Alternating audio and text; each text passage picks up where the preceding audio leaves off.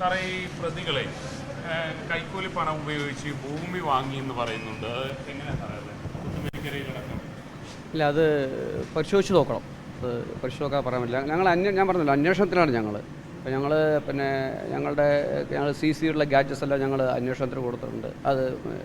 അതിപ്പോൾ അതിൻ്റെ റിസൾട്ട് കിട്ടണം. അതുമായിട്ട് ബന്ധപ്പെട്ടുള്ള ഇൻവെസ്റ്റിഗേഷൻ നടക്കണം. അതൊക്കെയാണ് ഇപ്പോൾ ഞങ്ങൾക്ക് FSL റിപ്പോർട്ട്. അതിപ്പോൾ എക്സാക്ട് ഡേറ്റ് പറയാൻ കഴിയില്ല. ഞങ്ങളതൊരു അധികം വൈകാതെ കിട്ടുമെന്ന് പ്രതീക്ഷിക്കുന്നു. അതിനുശേഷമായിരിക്കും നോട്ടീസ് അയക്കുക. ഞങ്ങളതിന് അന്വേഷിക്കട്ടെ ഒന്ന്. ഇതിന്റെ വരവിൽ കവിഞ്ഞ സ്വത്തിന്റെ ഒരു ആംഗിൾ ഇവർക്ക് ഉണ്ടല്ലോ. സ്വാഭാവികമായിട്ട് ഇവരുടെ അക്കൗണ്ടുകളടക്കം പരിശോധിക്കുമ്പോൾ പ്രാഥമികമായി അത് വിജിലൻസിന് ബോധ്യപ്പെട്ടിട്ടില്ലേ? കാരണം ഇവർക്ക് കിട്ടേണ്ട വരുമാനത്തിൽ കൂടുതലായിട്ടുള്ള അസറ്റുകൾ ഇവർ വാങ്ങിക്കൂട്ടിയിട്ടില്ലേ? ഭൂമിയും വീടുമെല്ലാം അത് ഫോളോ അപ്പ് ചെയ്ത് വരികയുള്ളൂ. കാരണം എന്തായാലും ആ ഭാഗം കൂടി ഞങ്ങൾ പരിശോധിക്കുന്നുണ്ട്. അങ്ങനെ ഉണ്ടെന്ന് പ്രാഥമികമായി ബോധ്യമാവുന്നില്ല. ആ ഭാഗം പരിശോധിക്കുന്നുണ്ട്. ഒപ്പം തന്നെ 20 കോടിയോളം രൂപ ഇവർ പല ഘട്ടങ്ങളിലായി സമ്പാദിച്ചു എന്നൊക്കെ വാർത്തകൾ പുറത്തു വരുന്നുണ്ട്. അങ്ങനെയാണോ കാര്യങ്ങൾ? ഞങ്ങൾക്ക് എല്ലാ കാര്യങ്ങളും പരിശോധിച്ച് മാത്രമേ പറയാൻ കഴിയുള്ളൂ. അപ്പോൾ അതിപ്പോൾ പല വാർത്തകളും വരുന്നുണ്ട്. അപ്പോൾ ഞങ്ങൾക്ക് പരിശോധിക്കണം അത്. ഞങ്ങളിതൊന്ന് ഇതിൻ്റെ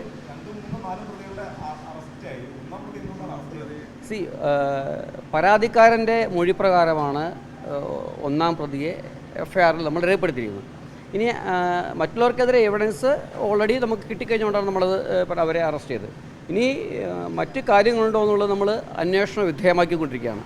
അന്വേഷണത്തിൻ്റെ ഫൈൻഡിങ്സ് അനുസരിച്ചാണ് നമ്മൾ മുൻപോട്ട് പോവുക. അത് പരിശോധിക്കും.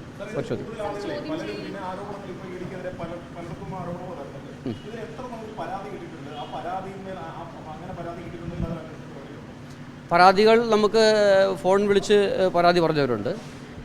പിന്നെ മറ്റു രീതിയിൽ നമുക്ക് നമ്മുടെ അടുത്ത് പരാതികൾ പറഞ്ഞിട്ടുണ്ട്. രേഖാമൂലം പരാതി കിട്ടിയിട്ടില്ല. പക്ഷേ എന്തായാലും നമ്മൾ അതിനെക്കുറിച്ച് അന്വേഷിക്കുന്നുണ്ട്. ഈ ഫോൺ വിളിച്ചവരുടെ സ്റ്റേറ്റ്മെന്റ് എടുക്കാൻ എന്തെങ്കിലും നടപടി ശ്രമിക്കുന്നുണ്ട്.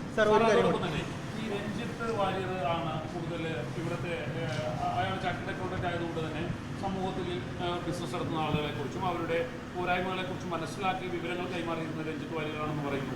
അങ്ങനെയാണോ കാര്യങ്ങളൊക്കെ? അപ്പോൾ എന്താ വെച്ചാൽ ഇൻവെസ്റ്റിഗേഷൻ ഒരു ഭാഗമായതുകൊണ്ട് അത് പൂർണ്ണമായിട്ട് ഡിസ്ക്ലോസ് ചെയ്യാൻ പറ്റില്ല. ആ ഭാഗം നമ്മൾ പരിശോധിക്കുന്നുണ്ട്. കുറച്ച് ഭാഗങ്ങൾ നമ്മൾ ഇൻവെസ്റ്റിഗേഷൻ്റെ ഭാഗം ഒരിക്കലും നമുക്ക് പുറത്തു പറയാൻ കഴിയില്ല. നമ്മുടെ ഇൻവെസ്റ്റിഗേഷനെ ബാധിക്കുകയുള്ളൂ. എന്തായാലും ആ ഭാഗം എല്ലാം പരിശോധിക്കുന്നു. സാർ, ഒരു ചെറിയ കാര്യം, അതായത് മുംബൈ കമ്പനിയിലേക്കാണ് ഇത് അയക്കാൻ പറഞ്ഞത്, ഈ എമൗണ്ട് അയക്കാൻ പറഞ്ഞത്. ആ മുംബൈ കമ്പനിയുമായി ബന്ധപ്പെട്ട ഒരു അന്വേഷണം മുംബൈ കേന്ദ്രീകരിച്ച് നടക്കുന്നുണ്ടോ? ഈ കമ്പനിക്ക് എന്താണ് ഇതിനകത്ത് ബന്ധപ്പെട്ട സംഭവം? ഇതിൻ്റെ വേറെ ബോർഡ്സ്, ഈ കമ്പനിയുടെ ഡയറക്ടർമാർ, ഇവരെ സംബന്ധിച്ചുള്ള വിവരങ്ങൾ ശേഖരിക്കുന്നുണ്ടോ? അന്വേഷിക്കുന്നുണ്ട്. വിവരങ്ങൾ തേടിയിട്ടുണ്ട്. അന്വേഷിക്കുന്നുണ്ട്.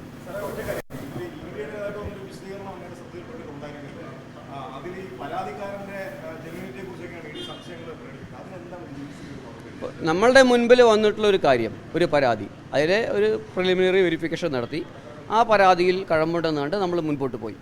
ബാക്കി ഭാഗങ്ങളൊക്കെ പിന്നീട് പരിശോധിക്കാവുന്നതാണ്.